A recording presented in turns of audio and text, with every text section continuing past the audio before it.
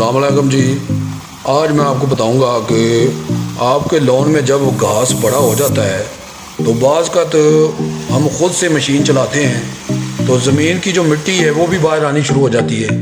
उसमें ज़्यादातर मसला ये होता है कि आपकी जो मशीन का ब्लेड है ना उसकी एडजस्टमेंट ख़राब होती है। तो उसकी एडजस्टमेंट पहले आप सीखें कि कैसी होनी चाहिए।